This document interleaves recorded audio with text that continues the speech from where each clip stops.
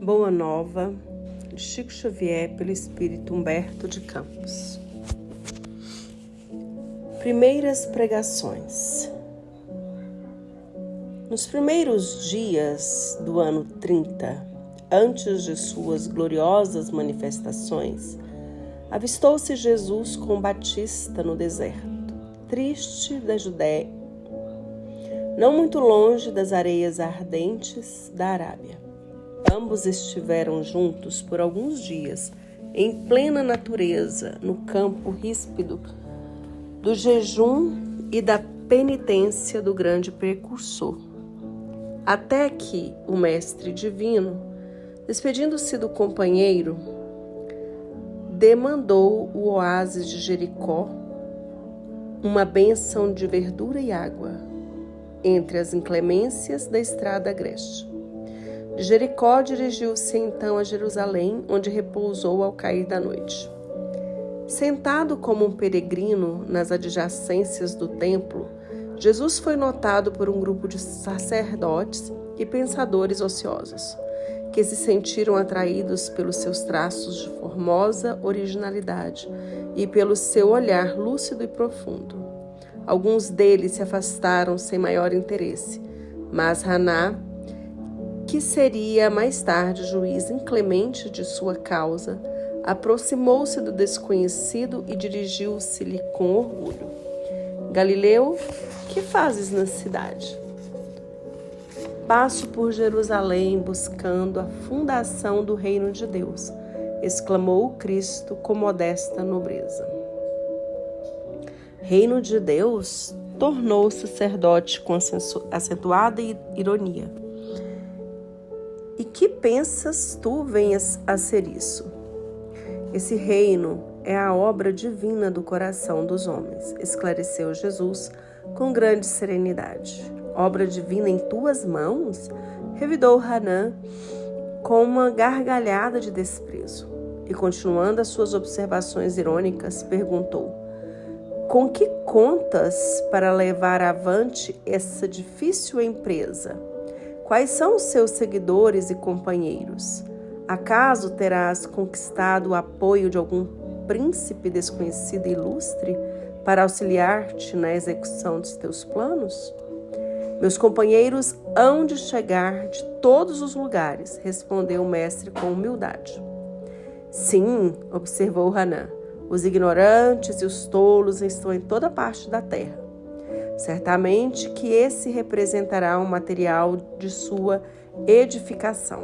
Entretanto, propões-te realizar uma obra divina e já viste alguma estátua perfeita modelada em fragmentos de lama?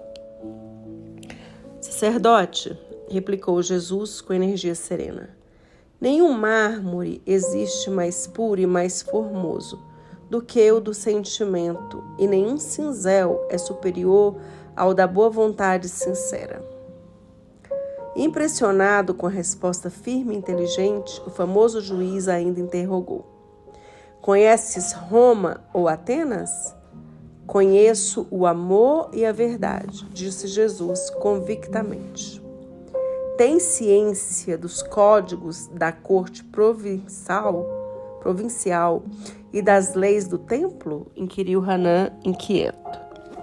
Sei qual é a vontade do meu Pai que estás nos céus, respondeu o mestre brandamente. O sacerdote o contemplou irritado e, dirigindo-lhe um sorriso de profundo desprezo, demandou a torre Antônia em atitude de orgulhosa superioridade. No dia seguinte, pela manhã, o mesmo formoso peregrino foi ainda visto a contemplar as maravilhas do santuário, antes, alguns minutos de internar-se pelas estradas banhadas de sol, a caminho de sua Galiléia distante. Daí a algum tempo, depois de haver passado por Nazaré, descansando igualmente em Caná, Jesus se encontrava nas circunvizinhanças da cidadezinha de Cafarnaum, como se procurasse com viva atenção algum amigo que estivesse à tua espera. Em breves instantes, ganhou as margens do Tiberíades e se dirigiu resolutamente há um grupo alegre de pescadores, como se de antemão os conhecesse a todos. A manhã era bela e o seu manto diáfano de radiosas neblinas. As águas transparentes vinham beijar os eloendros da praia, como se brincassem ao sopro das vibrações perfumadas da natureza. Os pescadores entoavam uma cantiga rude e dispondo inteligentemente as barcaças móveis, deitavam as redes em meio à profunda alegria. Jesus aproximou-se do grupo e, assim que 2 deles desembarcaram em terra, falou-lhes com amizade. Simão e André, filhos de Jonas, venho da parte de Deus e vos convido a trabalhar pela instituição do reino na terra. André lembrava-se de já ter o visto nas cercanias de Betsaida e do que lhe haviam dito a seu respeito, enquanto Simão, embora agradavelmente surpreendido, o contemplava enleado. No entanto, quase a um só tempo, dando expansão aos seus temperamentos acolhedores e sinceros, exclamaram respeitosamente: "Sede bem-vindo."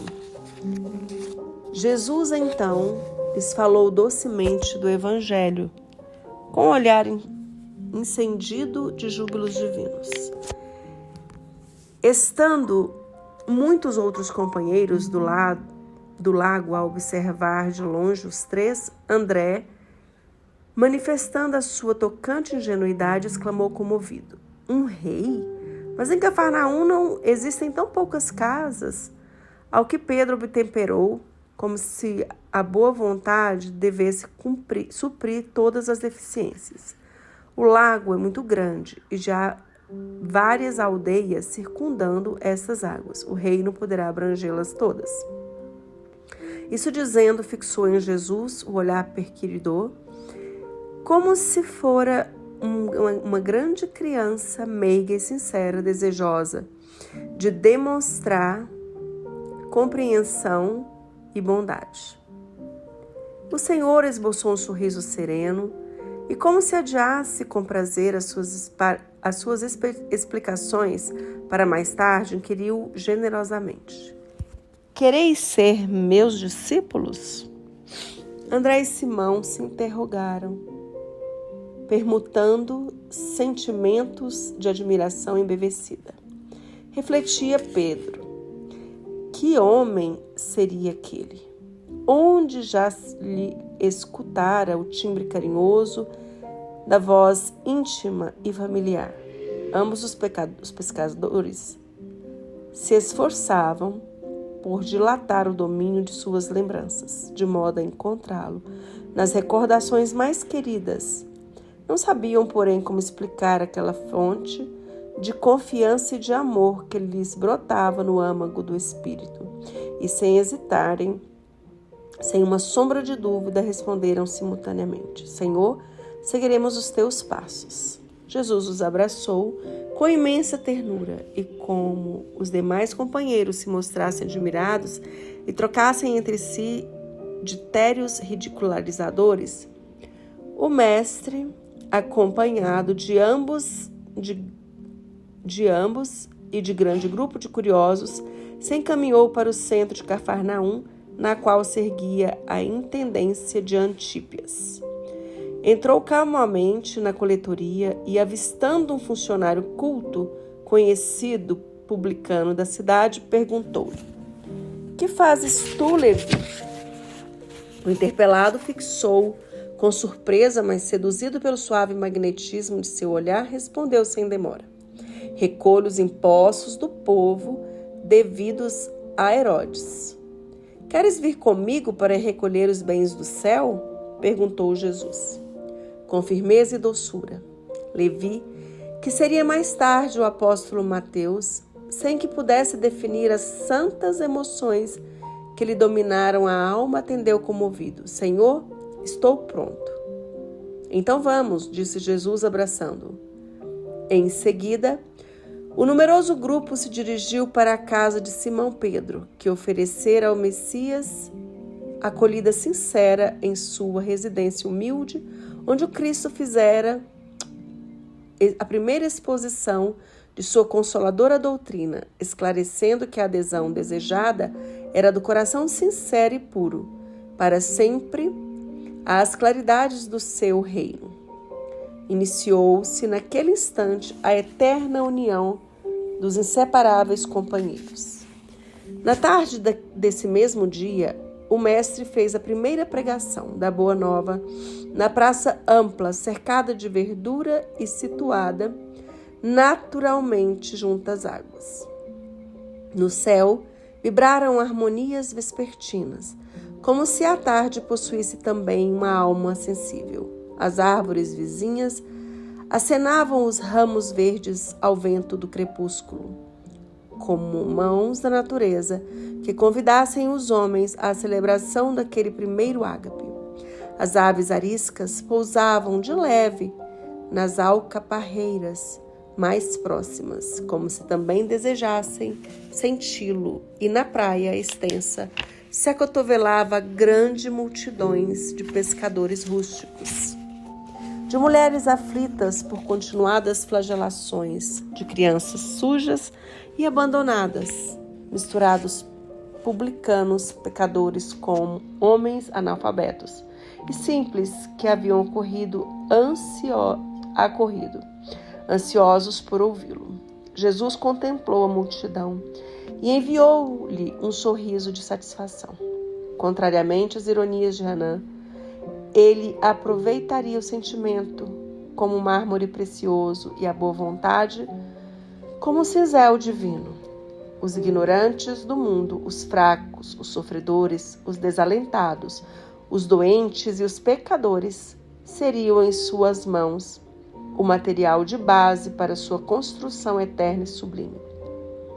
Converteria toda miséria e toda dor num cântico de alegria e, tomado pelas inspirações sagradas de Deus, começou a falar da maravilhosa beleza do seu reino.